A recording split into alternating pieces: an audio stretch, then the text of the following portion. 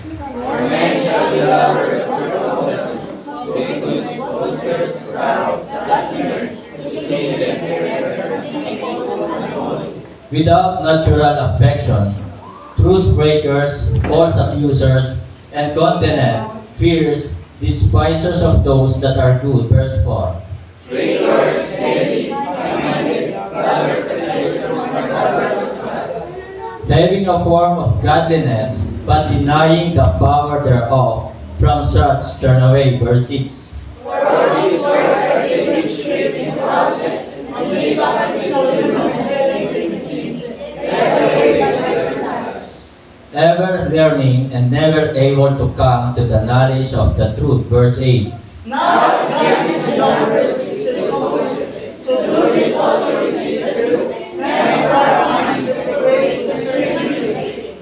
But they shall proceed no farther, for their folly shall be manifest unto all men, as theirs also was. Verse 10.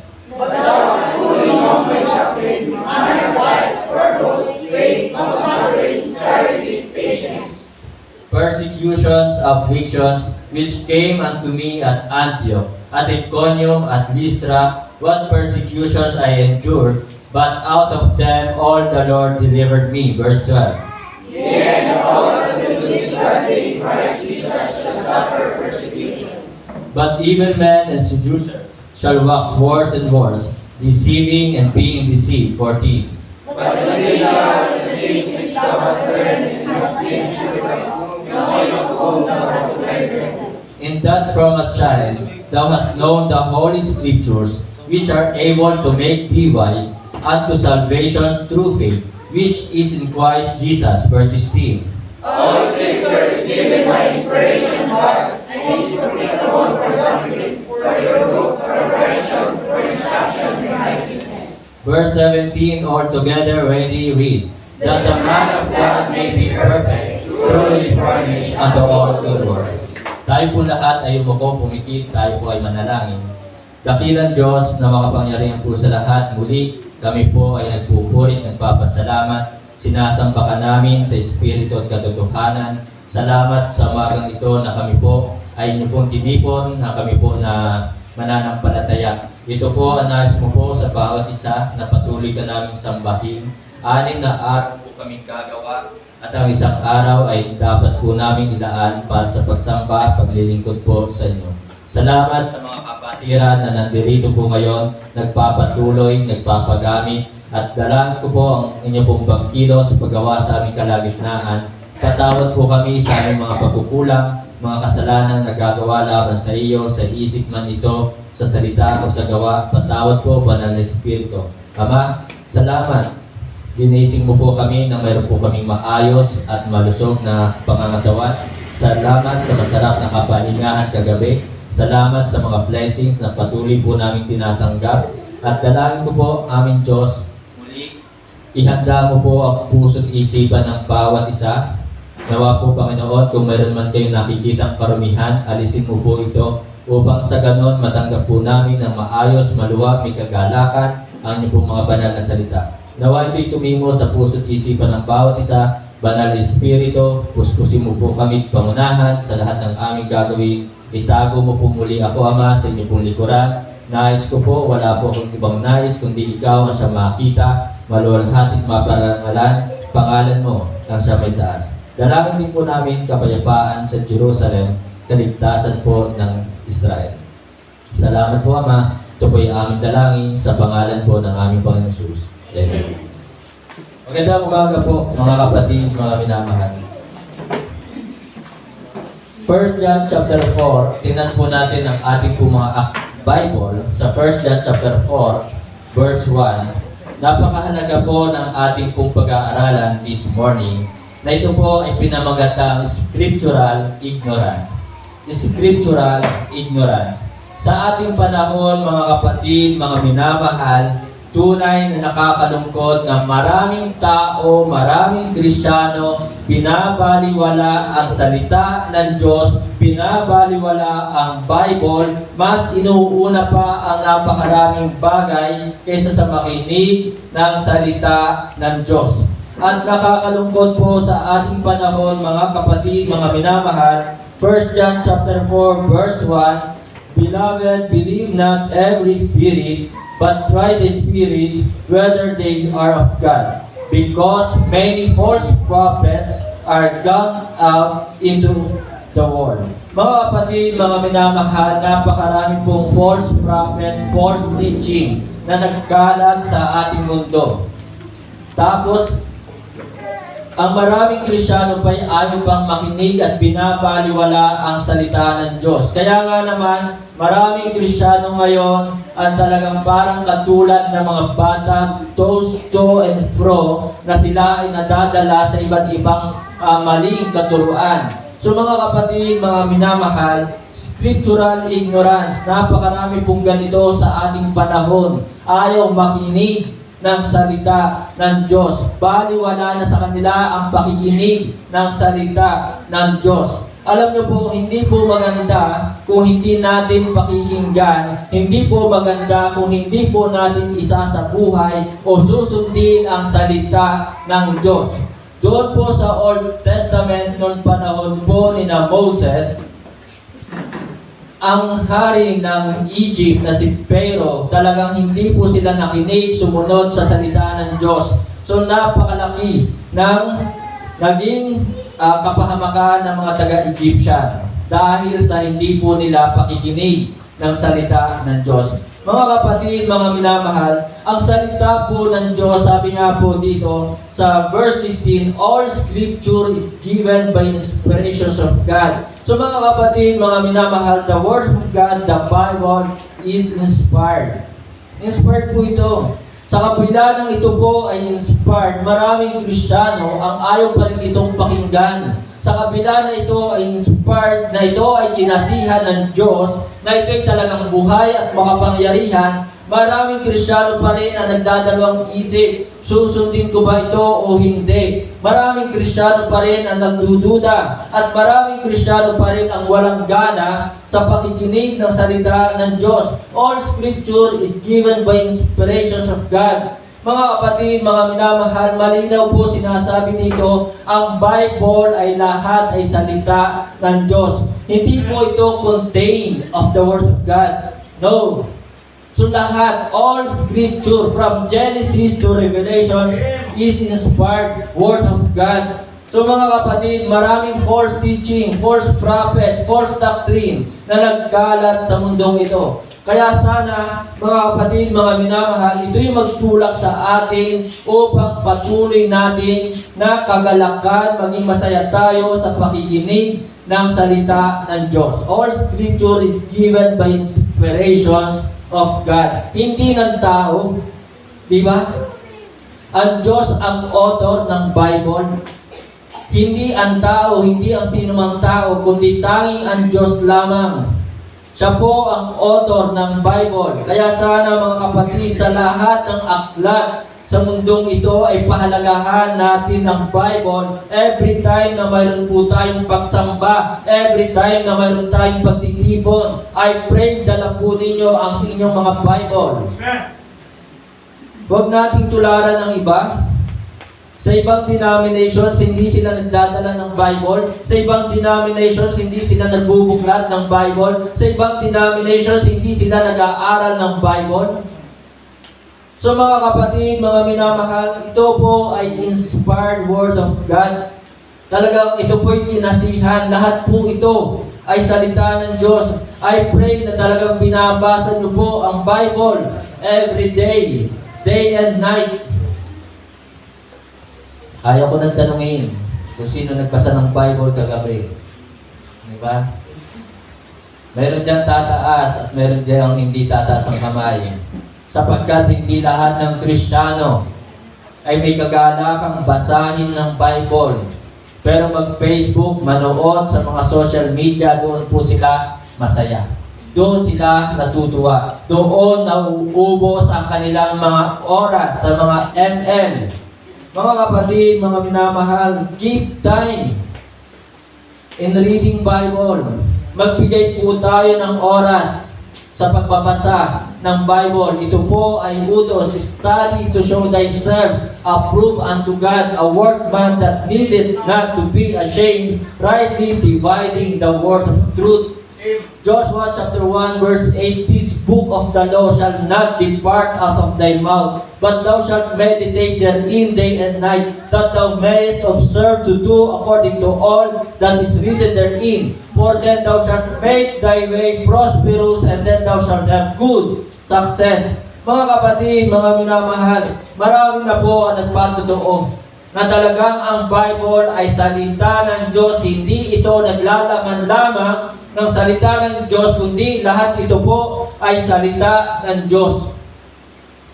Kaya mga kapatid, mag-ingat po tayo doon sa ating napapanood sa mga Facebook or sa mga YouTube or social media na nagsasabing ang Bible ay hindi lahat ay salita ng Diyos. So malinaw po binanggit diyan, all scripture. So ito po ay tinuro ng mga alagad na talagang ito po ay lahat ay salita ng Diyos. And then mga kapatid, hindi lamang po ito inspired, kundi ito po ay immutable. Psalms 119 verse 89. Buksan po natin ang ating pong Bible sa Psalms 119 verse 89. Forever, O Lord, thy word is settled in heaven. Na ang salita ng Diyos, mga kapatid, immutable, hindi nagbabago, hindi dapat baguhin. Amen? Sino ang may karapatang baguhin ang salita ng Diyos? Hindi ka Diyos para baguhin ang salita ng Diyos. Amen?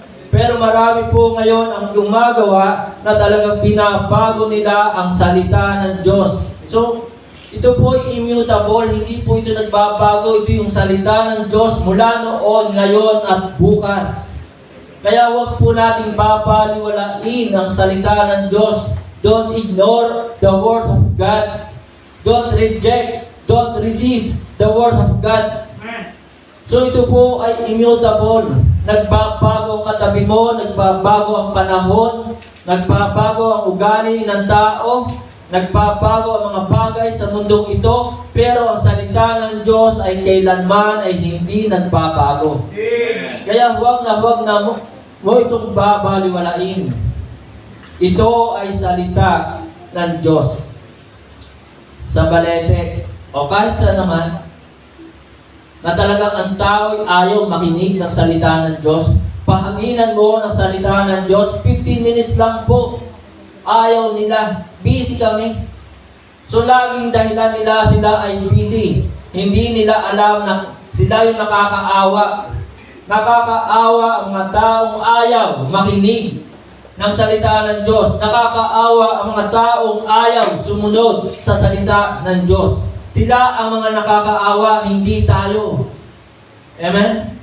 Pero kung ikaw isa sa mga Kristiyano na hindi nakikinig, hindi sumusunod sa salita ng Diyos, pagdating ng araw, ikaw ang nakakaawa.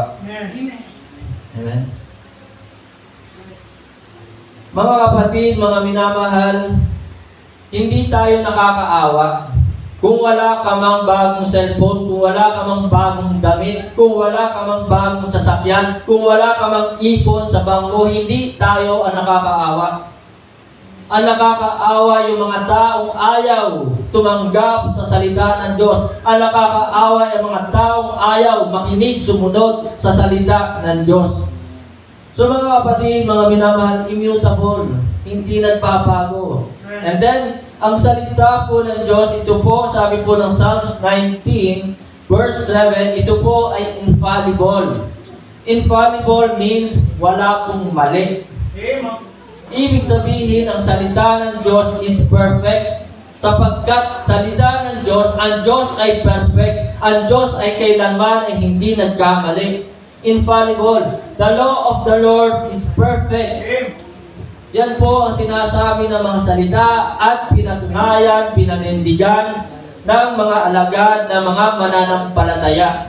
Kahit na mga propeta, na mga hukom, yung mga lingkod ng Diyos, yung mga man of God, Ito po yung kanilang turo, the law of the Lord is perfect, converting the soul. Kaya nga nagbabago yung buhay natin. Kaya nga nabago ang buhay ninyo. Ewan ko lang kung talaga nabago ang buhay nyo. Diba?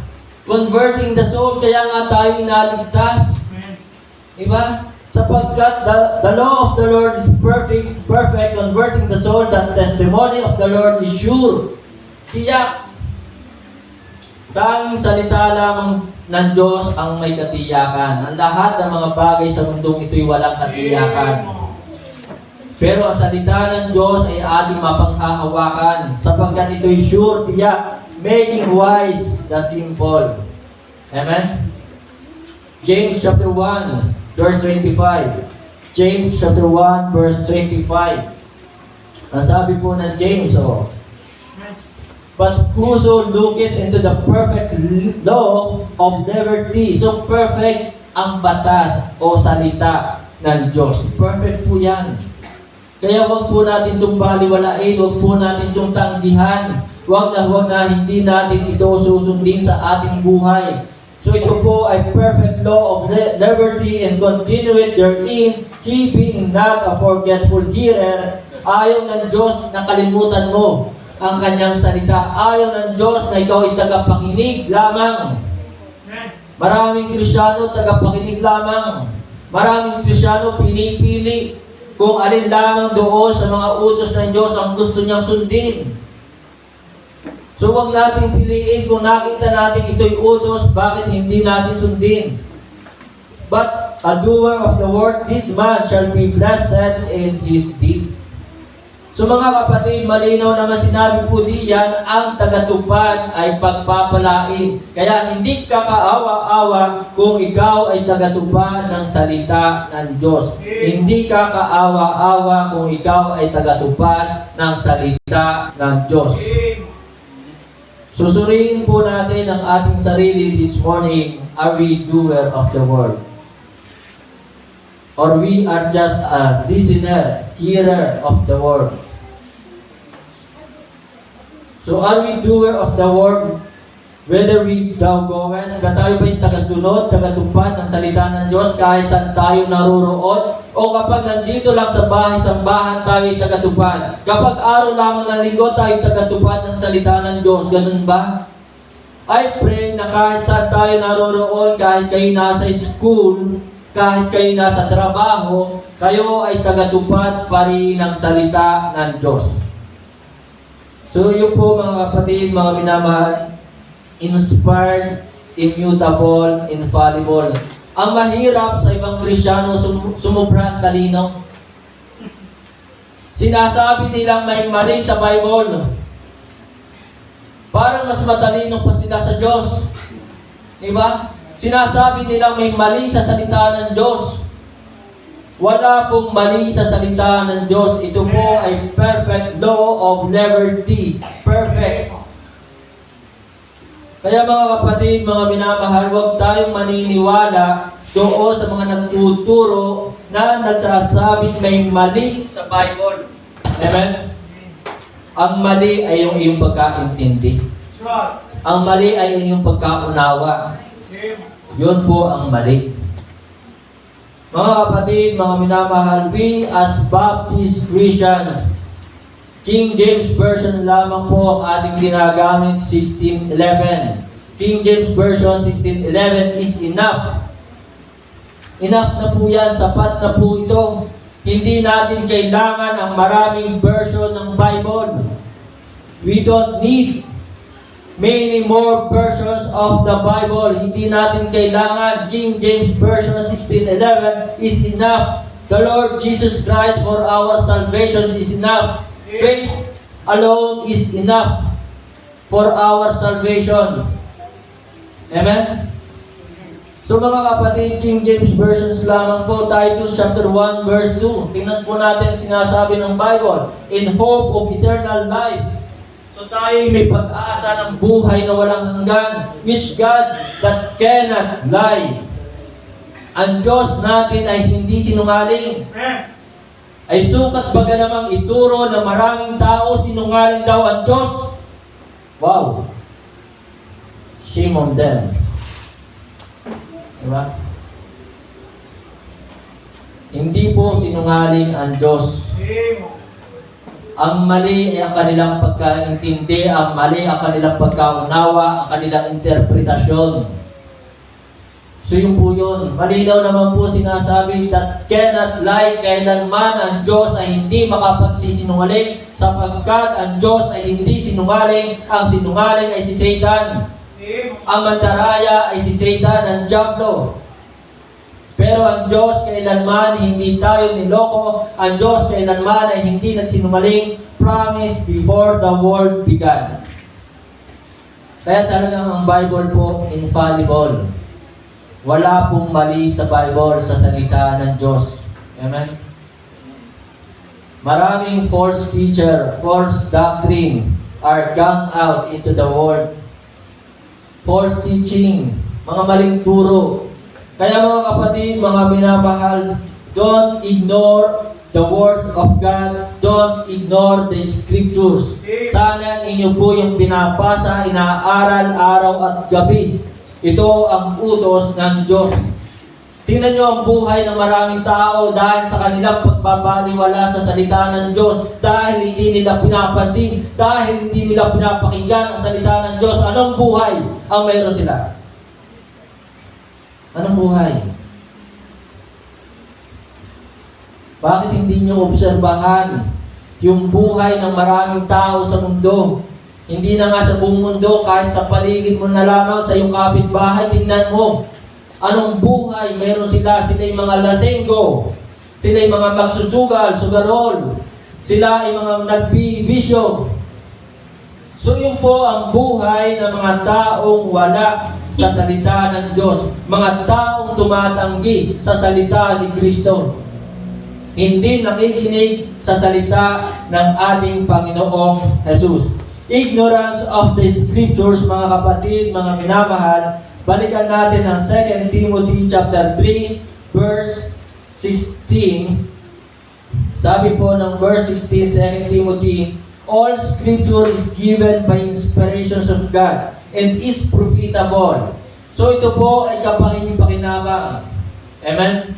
Ang salita ng Diyos ay kapakinabangan. And then mga kapatid, ang sabi po ng verse 8, now as Jannes and Jambres withstood Moses, so do this also resist the truth. Sina Jannes and Jambres, tinanggihan ang salita ng Diyos. Tinanggihan ang katotohanan.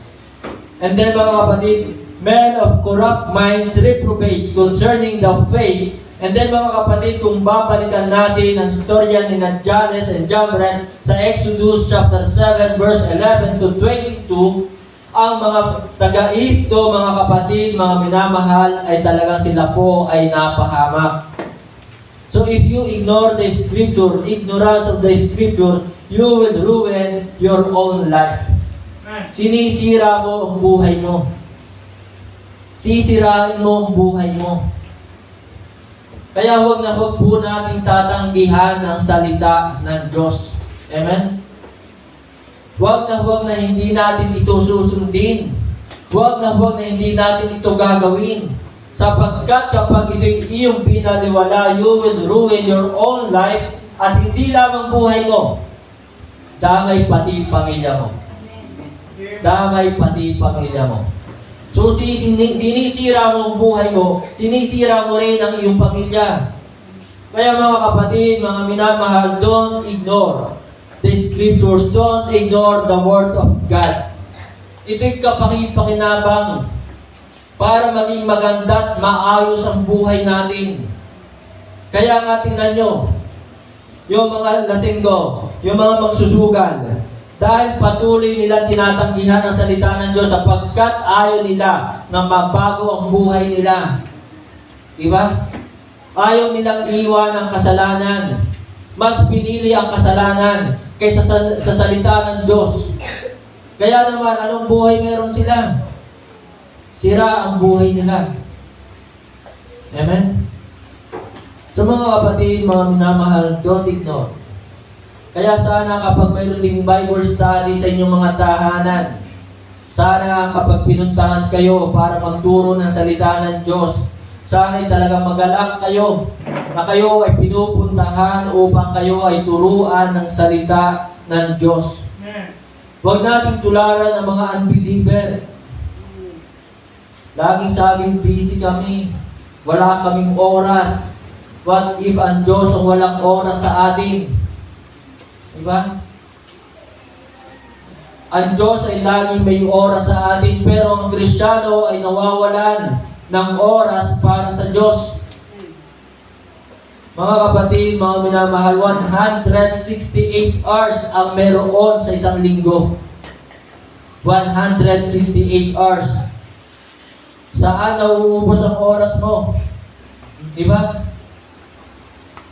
Saan mas marami kang naglalaan ng iyong oras? So sa ating pagsamba sa umaga, ilang oras lang mayroon tayo? Diba?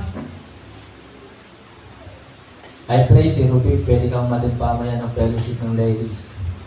12:30 to 1:30. So sana magkaroon kayo ng fellowship dito. Welcome naman kayo dito eh. Diba? So habang nandito kayo, welcome kayo. So sapagkat kayo naman yung mga kapatid sa pananampalataya.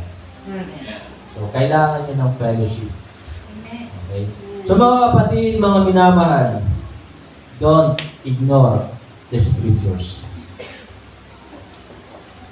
You will ruin your own life, also your family, also the life of other people. Kapag ito'y pinaliwala natin, winala natin ang halaga, hindi lamang sarili natin, buhay natin, kundi buhay ng ating pamilya, buhay din ng ibang tao ay ating masisira. Kaya mga kapatid, mga minamahal, I pray na talagang tayo ay Christian. Alam nyo ba ang ibig sabihin ng salitang Christian? Tagasunod ni Kristo. Follower of Christ. That's the meaning of the word Christian. Yan po ang ibig sabihin ng salitang Christian.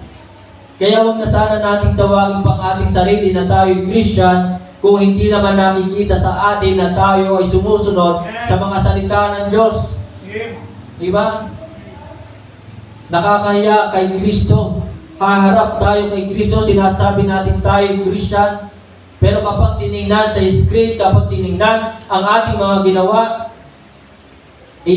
ilan mapipilang? Diba? So, don't call yourself Christian if you are not doer of the word. Huwag mong tawagin Kristiyano ang sarili mo kung hindi ka naman tagasunod ni Kristo ng kanyang salita. Pangalawa, mga kapatid, mga minamahal, you are not ruin your life, but also you are rebelling against God. Balikan po natin. 2 Timothy chapter 3 verse 2 to 5.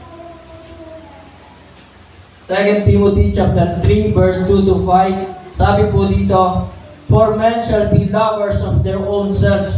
Ito na ang mga tao ngayon. Maibigin sa kanilang mga sarili. Wala silang pag-ibig sa gawain ni Kristo. Wala silang malasakit. Kanilang iniiwan ang gawain ng Diyos, ang ministry.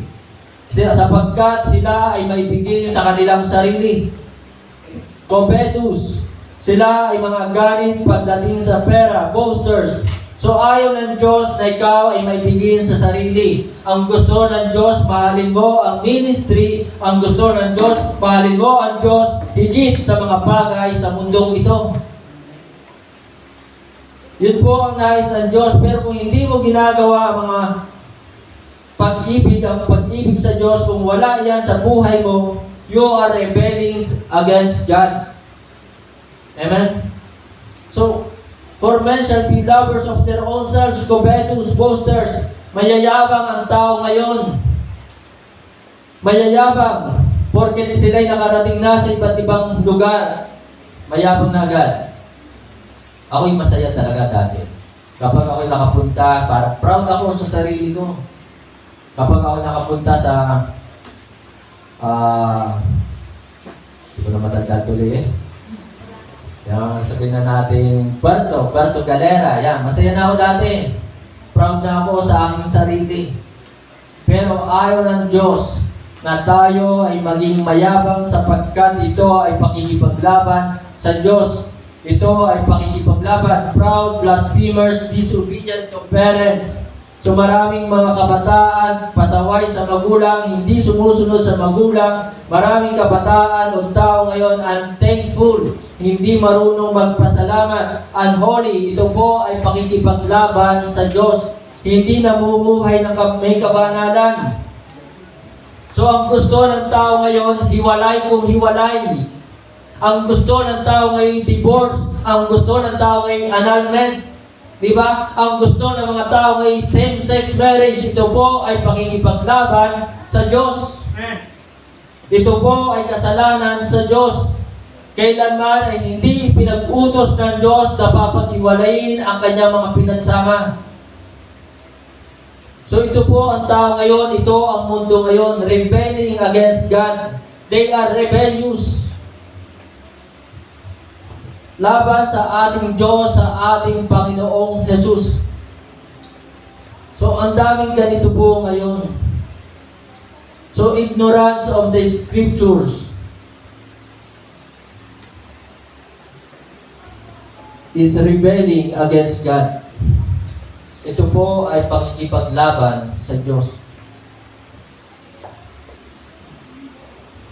Hindi porket mambabatas ka, ay pwede mo lang ipasa ang lahat ng gusto mong batas. Ang batas na dapat ipasa sa ating bansa ay kung ano ang kalooban pa rin sa Diyos, ng Diyos. Diba? Ay porket sila ay naluklok sa Kongreso, porket sila ay naluklok sa Senado, ay gusto nilang ipasa ang bawat batas na gusto nilang ipasa. So hindi lahat ng batas ay dapat ipasa. Mayroong mga batas na legal, pero ito ay illegal sa Diyos. Amen? Mayroong mga batas na legal, pero illegal sa Diyos. Sa ibang bansa, maaaring batas sa ibang bansa ang divorce, pero ito ay illegal sa Diyos. Dito sa ating bansa ay legal ang annulment, pero ito ay illegal sa Diyos.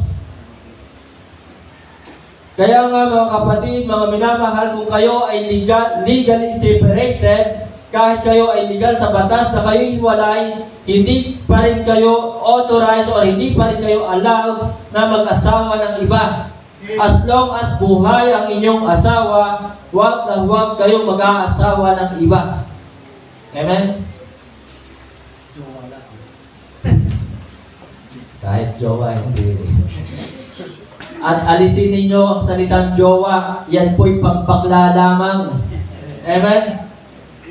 At wala nga din pong boyfriend, girlfriend dito sa Bible eh. So meaning, boyfriend, girlfriend, unbiblical. May nabasa ba kayo na boyfriend, girlfriend sa Bible? Di ba't wala? So unbiblical. Mga kapatid, mga minamahal, many people are now rebelling against God, the Lord Jesus Christ, sapagkat they ignore the scriptures, they ignore the word of God, they ignore the law of God. Hindi nila pinapakinggan, hindi nila sinusunod, hindi nila ginagawa ang salita ng Diyos. They are rebelling against God, against the Lord Jesus Christ. Amen? Same-sex marriage, isang kasuklam-suklam na gawain laban sa Diyos. Kaya mga kapatid, mga minamahal, ang laki talaga na nagagawa ng mga kabaklaang ito. Diba? Pinahintulutan. Yung mga LGBT, yung mga tumboy na yan. So, kung kayo po ay magkaroon ng anak, diba, gusto rin nilang isabatas? Gusto rin nilang isabatas, hindi ko lang po alam kung batas na. Diba? Na kapag ikaw ay nagkaanak, ay huwag mo munang ilalagay ang kasarian ng batang yan. Hayaan mong pumili. Paglaki, that's wrong. Mali po yun. Nahahayaan mo ang bata na pumili ng kanyang kasarian sa kanyang paglaki. Kung ano siya nung bata, yun siya. Kung siya'y lalaki, lalaki siya. Kung siya'y babae, babae siya. So hindi ko lang po alam. Pero sana huwag ibatas, huwag isabatas. Nahayaan ang bata na pumili ng kanyang kasarian sa kanyang paglaki. Kung iya'y lalaki, palakihin mong lalaki yan. Huwag mong palalakihin na yan nilalambot-lambot. Kung yan ay babae, palakihin mong babae yan. Huwag mong palakihin na yan ay talagang matigas, macho pa sa lalaki. Kaya naman, ang dami ngayon, babae na susunod sa tahanan. Di ba? Mga kapatid, mga minamahal, they are rebelling against God. Machunurin lang, machunurin. Mapagmahal lang naman, pastor, kaya kami sumusunod. Mga kapatid, mga minamahal, ito pa. Marami. Yung mga fornication ngayon. Fornications. Sex without marriage. Diba? So they are rebelling against God. Kaya nga mga kapatid, mga minamahal, kung gustong magsama ay magpakasal. Wala namang bayad sa pastor ang kasal eh. Diba? Hindi naman po naniningil ang pastor. Kung gusto mong magbigay, salamat. Pero kung walang ibibigay, wala pong problema doon. Ang mahalaga, kayo po ay kasal. Amen? Upang pagpalain ang inyong pagsasama. Ayan, tumatawa. Diba? So mga kapatid, mga minamahal, ang mahalaga, kayo po ay pagpalain. Huwag niyong tantanan ng inyong mga asawa. Diba? Pakasal tayo. Mga kapatid, mga minamahal, sumunod lang po tayo sa salita ng Diyos. Diba?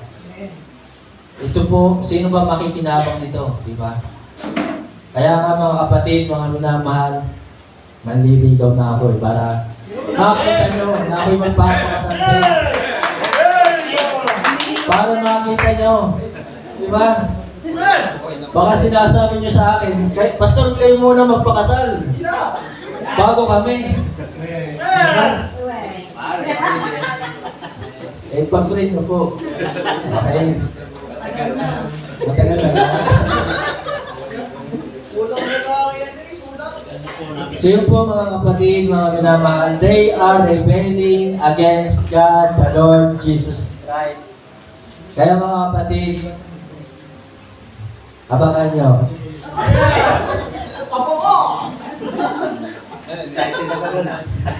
Ako po, iman. Okay? Hindi, baka di po agalamutan. So yun po, next. Next na tayo. Verse 16. Sabi po ng verse 16, all scripture is given by inspirations of God and is profitable for doctrine, for reproof, for corrections, for instructions in righteousness. So mga kapatid, mga minamahal, ignorance of the scripture, you are rejecting God's blessing. You are rejecting God's blessings. Tinatanggihan mo yung biyaya, tinatanggihan mo yung pagpapala ng Diyos. So unahin muna natin dito yung salvations. Salvations is blessing. Amen? We are all saved. Ligtas na tayo. Doon sa ibang mga tao na hindi pa mananampalataya, so they are rejecting blessings. They reject how to be saved. Tinatanggihan nila ang kaligtasan. Salvation is a blessing. So kawawa mga taong tumatanggi sa kaligtasan, kawawa mga taong tumatanggi sa salita ng Diyos. Ang kawawa mga kapatid, mga minamahal, ay yung mga taong hindi nakasulat ang kanilang pangalan sa aklat ng buhay. Revelation 20 verse 15. Revelations 20 verse 15. Tingnan po natin ang ating pong Bible sa Revelations 20 verse 15. And whosoever was not found written in the book of life was cast into the lake of fire. Ang sino mang hindi masusumpungan ang pangalang nakasulat sa aklat ng buhay ay tatapon sa lawang nagnininga sa apoy. So sila po ang mga taong nakakaawa, hindi tayo. Amen? So mga kapatid, sila nakakaawa. Kaya nga mga kapatid, mga minamahal, kahit wala akong sasakyan, kahit wala akong four wheels, kahit walang laman ang aking ATM, wala po laman, zero balance, pero ako po ay masaya. Amen? So sapagkat ang aking pangalan ay nakasulat sa aklat ng buhay. Ang sabi ng ating Panginoon Jesus sa Luke chapter 10, verse 20. Tingnan niyo po ang pong Bible. Ang sabi ng Panginoon Jesus, huwag tayo maging masaya sa mga bagay sa mundong ito. Huwag tayo masaya sa iyong bagong damit, sa iyong bagong sasakyan, o ikaw man ay may pera. Ang sabi ng Panginoon Jesus, notwithstanding in this rejoice not, that the spirits are subject unto you, but rather rejoice because your names are written in heaven.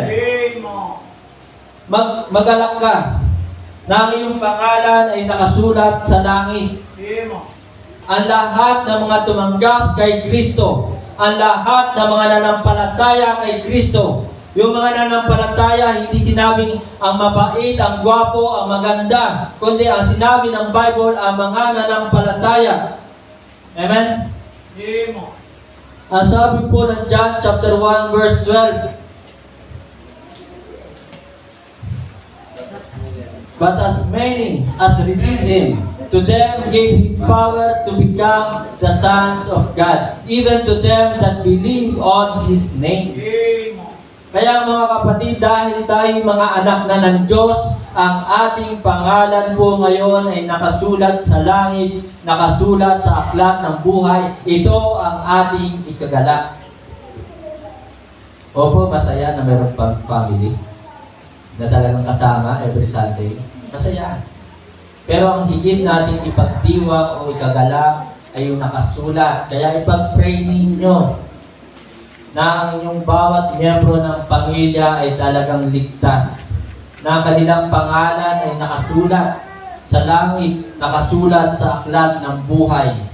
Kailanman hindi mapapasulat ang pangalan ng sino man sa aklat ng buhay kung sila ay hindi tatanggap, kung sila ay hindi mananampalataya kay Kristo bilang kanilang Panginoon at tagapagligtas, na si Kristo ay namatay dahil sa ating mga kasalanan, naliping at muling nabuhay. So ito po ang ating ikagalak. Salvation is a blessing. Pagpapala, aanhin mo ang maraming kayamanan sa mundong ito. Aanhin mo yung mga titulo or certificate or mga gold medal na yan. Diba? Aanhin mo yan kung ang kapalit naman ay yung kaluluwa mapapahamak sa impyerno. Mark chapter 8, verse 36. For what shall it profit a man if he shall gain the whole world and lose his own soul? Kahit sila'y mayaman, kahit sila'y maraming medal, kahit marami silang narating nila ang buong mundo, kung hindi naman sila ligtas, kung hindi naman sila nanampalataya kay Kristo, baliwala ang lahat ng ito. Hindi madadala sa impyerno. Diba? Ang mga bagay na ito ay hindi nakakapagligtas. Tanging si Kristo lamang ang tagapagligtas. Kaya mga kapatid, mga minamahal, ito ang ating ikagalak, that we are saved. Maaaring ikaw ay hindi nakakapag-aral sa mga exclusive school. Maaaring ikaw ay hindi nakakapag-aral sa mga universities.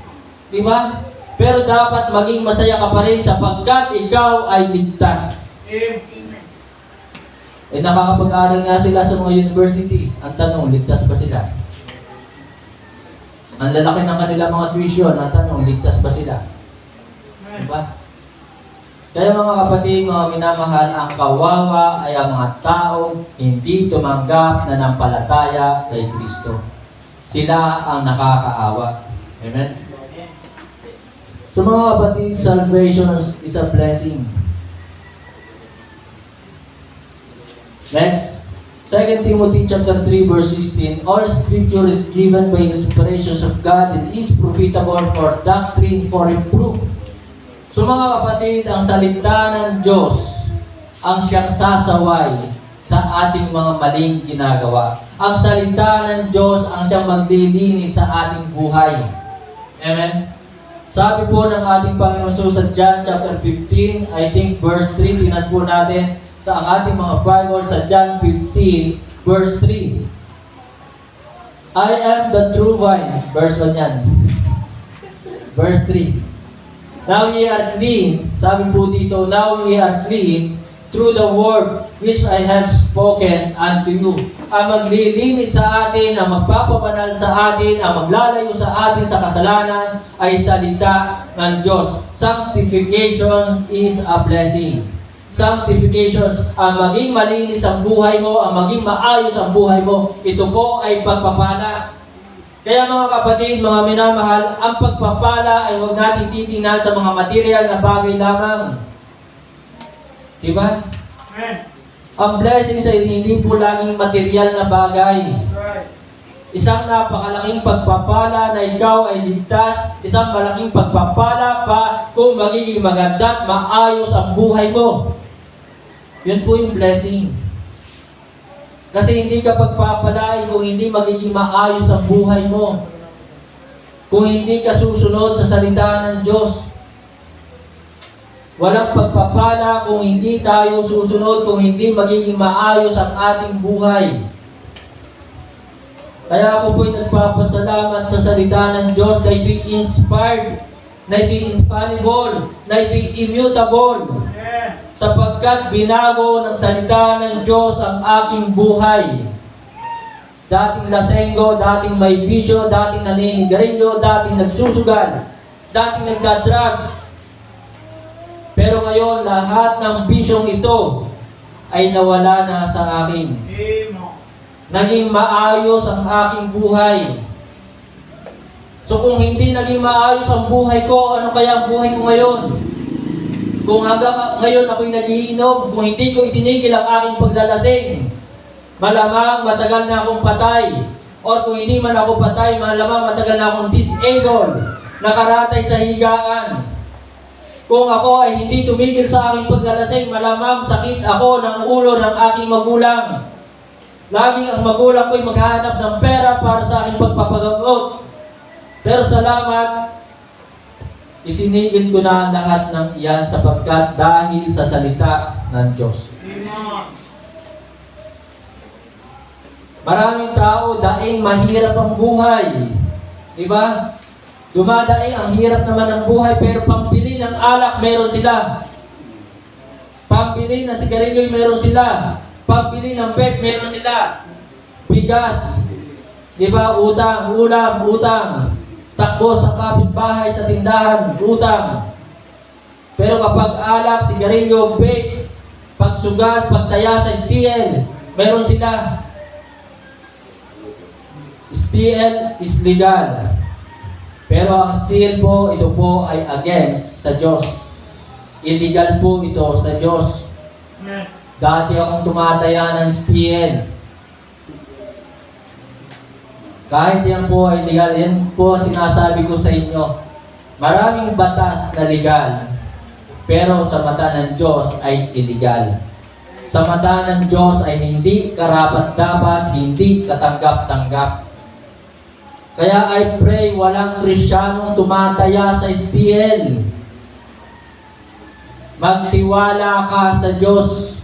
Sumunod ka sa kalooban ng Diyos. Kung nais mong ikaw ay pagpalain, kung nais mong mabago ang iyong buhay, sundin ang salita ng Diyos. So sanctification is a blessing. Kaya mga kapatid, mga minamahal, don't ignore the scriptures, the word of God. Don't ignore. Huwag nating baliwalain ang salita ng Diyos. Last, gutom na kayo, alam ko. Meron naman pong pagkain dyan. Yes daw eh, talaga nga naman. Hindi naman nataba. Diba? Siguro yung mama mo ang kumakain, umuubos na yung pagkain, kaya hindi ka nataba. Tunay. Diba? Kinakain ng chocolate, hindi naman kanya. Okay. Mga kapatid, sabi pa po dito sa 2 Timothy chapter 3 verse 16, for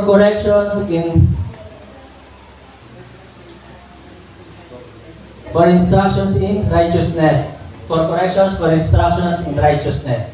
Mga kapatid, mga minamahal, pasalamat ka kung ikaw ay itinutuwid. Diba? Pasalamat ka kung ikaw ay sinasaway sa mali mong ginagawa. Suggestion of godly people is a blessing. Suggestion of a godly people is a blessing. Psalms chapter 1, verse 1. Blessed is the man that walketh not in the counsels of the ungodly, nor standeth in the way of sinners, nor sitteth in the seat of the scornful. Mapalad ang taong hindi tumatayo sa daan ng mga makasalanan. Amen?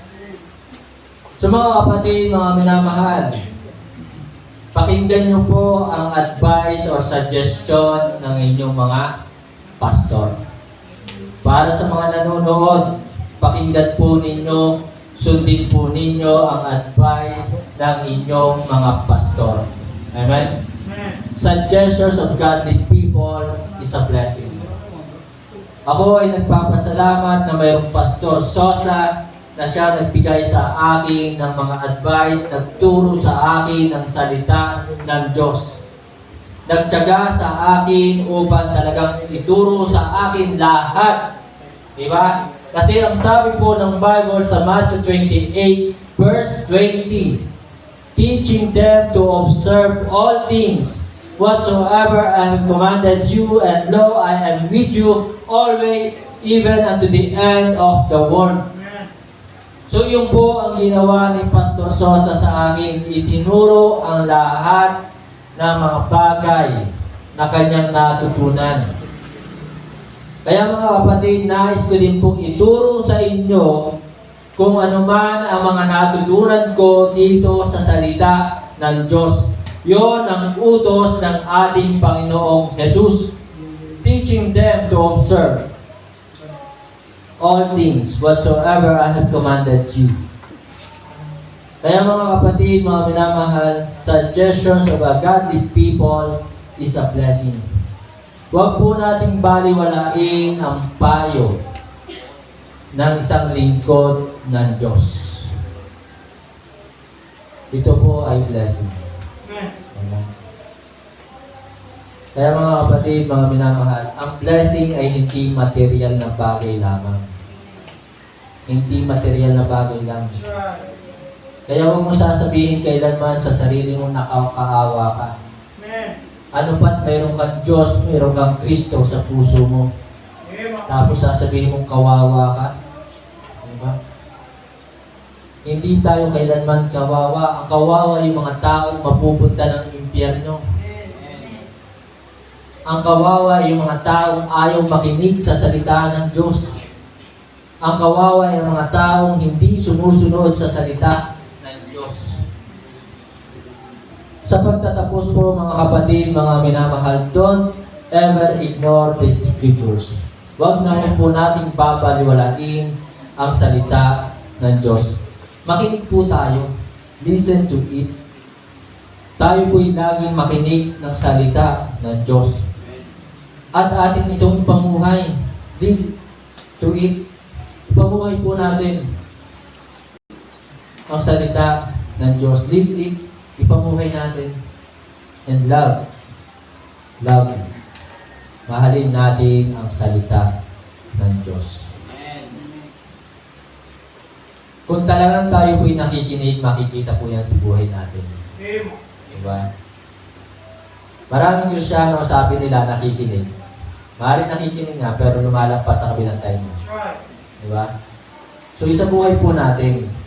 Kasi, ang tunay na nakikinig ng salita ng Diyos, makikita po yan sa kanyang buhay. At ang tunay na nagmamahal sa salita ng Diyos, makikita din po yan sa kanyang buhay. Tayo po lahat ay tumayo.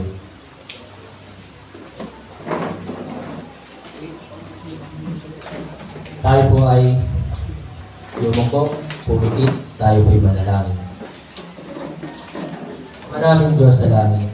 Muli, kami po ay nagpapasalamat sa inyo pong banal na salita na nakilang. Nawa ito po ay tumimo sa aming puso at isipan.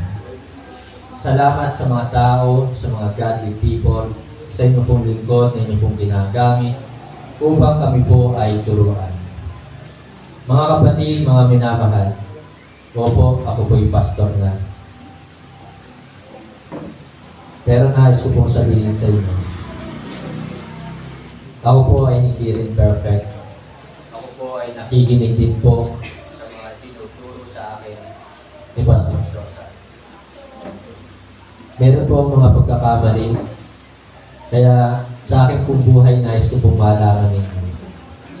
Ako po ay nakikinig sa payo, turo ng aking pong pastor. Ako po ay nakikinig sa mga salita na pinapadaan sa kanya sa salita ng Diyos. Mga kapatid, mga minamahal, huwag po nating baliwalain ang salita ng Diyos. Ito po ay ibinigay para sa ating lahat. Para sa ating lahat. Kahit tayo ay nagkulang, nagkakamali, nandito ang salita ng Diyos. Nais ng Diyos na mabago ang buhay natin. Nais ng Diyos na maging katanggap-tanggap ang ating buhay sa kanyang harapan. Maaaring tayo po iligtas na. Pero hindi tayo iniligtas ng Diyos para tayo magpatuloy sa kasalanan. Iniligtas tayo ng Diyos upang tayo po ay maglingkod. We are saved to serve. We are saved to submit. Naligtas tayo. Alam natin ligtas tayo. Tinanggap natin si Kristo sa ating puso bilang ating Panginoon at tagapagligtas. Na tayo ay sumampalataya sa Kanya. Na siya'y namatay sa krus dahil sa ating mga kasalanan. Nalibing at muling nabuhay. Na siya lamang ang ating Panginoon tagapagligtas. Pero ganun pa man ang nais ng Diyos sa atin. Kung bakit tayo ay naligtas. Ay tayo ay magamit sa kanyang ministry, na tayo ay maglingkod sa kanya, na unti-unti pang mabago ang buhay natin. Marami pang dapat baguhin sa ating buhay. Kung bakit hanggang ngayon ay nandirito pa rin ang kanyang salita. Kung bakit hanggang ngayon ay pinapangaral ang kanyang salita. Kung bakit hanggang ngayon ay nananatili sa mundong ito ang kanyang banal na salita. Sapagkat tunay na mayroon pang dapat mabago sa ating buhay. Ito yung totoo. Ito ang katotohanan. Tingnan po natin ang ating pong sarili. Kayo po ang nakakaalam sa inyong mga sarili kung ano pa ang dapat baguhin. Kaya sana sa ating pong pagtatapos, sa ating pong pag-iwa-hiwalay, sa ating pansamantalang pag-iwa-hiwalay, sana ang mga banal na salita ng Diyos na ating napakinggan ngayon, ingatan natin sa ating puso. Tanggapin natin na may kagalakan. Ito ang nais ng Diyos sa atin. Huwag tayong masaktan, huwag tayong matisod sa kanyang salita. Nais ng Diyos, tanggapin natin ito na may kagalakan sa ating puso. Mga kapatid, mga minamahal, mahal tayo ng ating Diyos. Kung bakit tayo po'y nakakarinig minsan ng mga masasakit na preaching, sapagkat mahal na tayo. Ayaw ng Diyos na tayo ay magiging katitisuran. Nais ng Diyos na sa ating pagharap sa Kanya balang araw, ay makita niya tayo na tayo ay blameless. Makita ng Diyos na tayo na bago ang ating buhay. Makita ng Diyos na ating tinalikuran ng mga kasalanan sa mundong ito. Makita ng Diyos na ating ipinamuhay ang kanyang salita. Sabi nga kanina sa Sunday School, namang kunin na tayo ng ating Diyos ng Panginoong Jesus after na tayo ay maligtas. Pero bakit hindi ba niya tayo kinukulang? Binibigyan tayo ng pribilehiyo na magbago. Binibigyan tayo ng pribilehiyo na maglingkod sa Kanya. Binibigyan tayo ng pribilehiyo na abutin natin ang ating mga mahal sa buhay na hindi pa ligtas.